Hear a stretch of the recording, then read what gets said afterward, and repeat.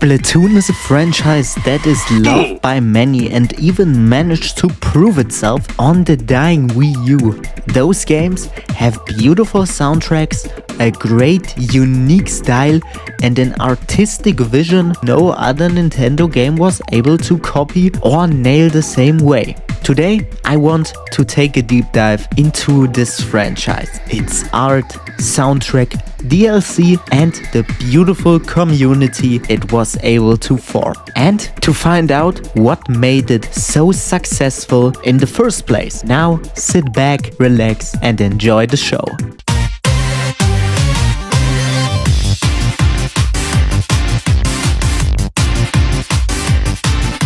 So tell me, if your higher ups went up to you and tasked you to create the world for a shooter, would you think about squid people who took over the world after humans died out due to climate change, who then proceed to shoot each other in remembrance of a world war? Me neither, but that is the reality of Splatoon. And you know what? For a franchise with this freaky and weird of an idea, it's surprisingly grounded and beautiful. The character designs or the art style as a whole are peak. It has this sweet and out-of-worldly vibe, but it still feels kind of comforting and familiar. I'm so glad they gave us so much more character customization options in the future entries because it looks so good. There is just so much love in every shop. Every character has a unique design and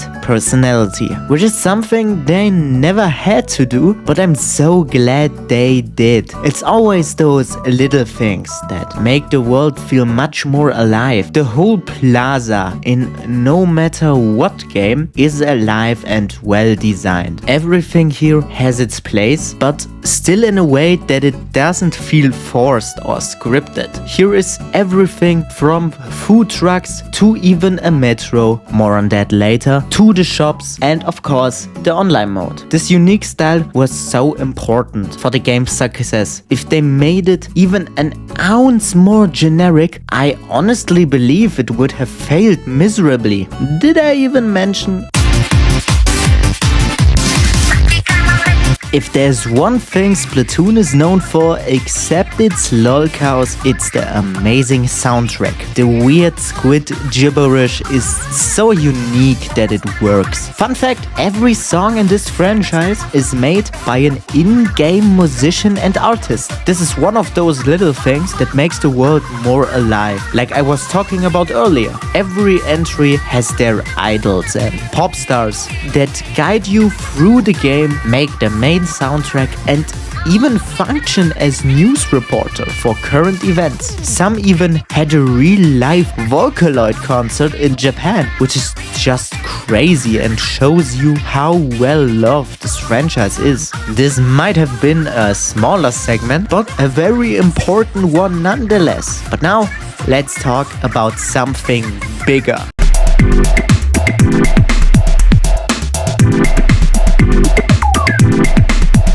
By the way, if you liked this video so far, don't forget to like and subscribe. It would support me a whole lot. We are almost at the 500 sub mark and I would love to finally reach that goal. And now let's continue with the video. Like every good shooter, even Splatoon has a story mode. And in all honesty, at least in the first two games, it's more of a little goodie with some side stuff to do if you're bored. Now, don't get me wrong, the lore is absolutely insane and way too much to talk about. So I suggest you go and watch Chase Kip's video on that subject. It's really good. The main stuff you need to know is that the Octarians, another race, stole the power source of Incorpolis, this fish right here, and we as an agent have to retrieve them. On our side are two other agents and this racist old veteran called Captain Cuttlefish. This is basically the story for the first 2 games. Part 3 switches up a lot of stuff, which I am really glad about. We even fight a fucking giant grizzly bear at the end. And what the fuck is that? Alright, you know what comes next? I even teased it in the beginning. The single best thing to come out of this IP.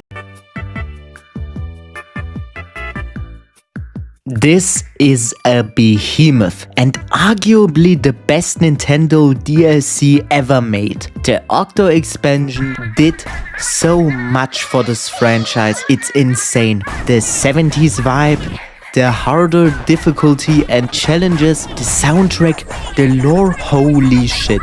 I honestly believe this thing should have been Splatoon 2 story mode without a question. There's so much to talk about. It should get a video on its own. In this thing we play an Octoling that got into a fight with the senile old veteran. After a bunch of terrible circumstances, we end up in an underground metro and we have no other choice to stand together to get out of this mess. We then meet a telephone that tells us we have to find 4 things. Wait. Things? I hate those things called things. They are basic. After we got them all in this freaky atmospheric place, we return to the telephone and he built a giant blender. Turns out that the telephone is actually racist and wants to kill us all. Turns out that the telephone was created by the last humans. And after it saw how the Inklings made war a sport, it was so fucking disgusted that it wanted to kill us all. We gladly escape, and holy fuck, what is that? Luckily, with the power of color and this banger music, we managed to take this giant thing down and kill the telephone. Holy shit, I love this thing. It's so weird and it's so good. It's so creative, I mean, look at this. The character design is so awesome. To not get into too much length, I'm sadly gonna cut the DLC section short here. But don't worry, this thing is gonna get its own video soon. But now, let's talk about what I think is the best to come out of this franchise.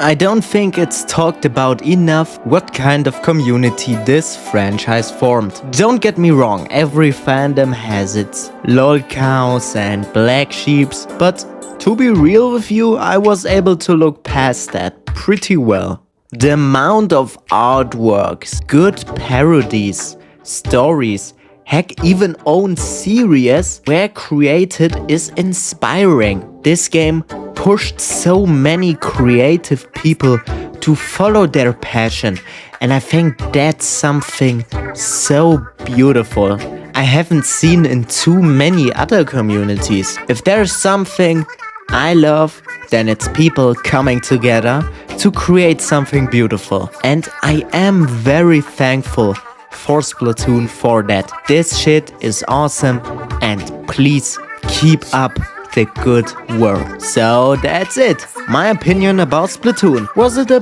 bit of a glaze? For sure. But you know what? Can you blame me? This franchise is beautiful and amazing for everyone, especially artists. I can't believe it's a shooter out of all things that Nintendo never seemed to miss on. If you like this video, like and subscribe. Don't forget to hit the bell. And now, see ya and have an awesome day as well.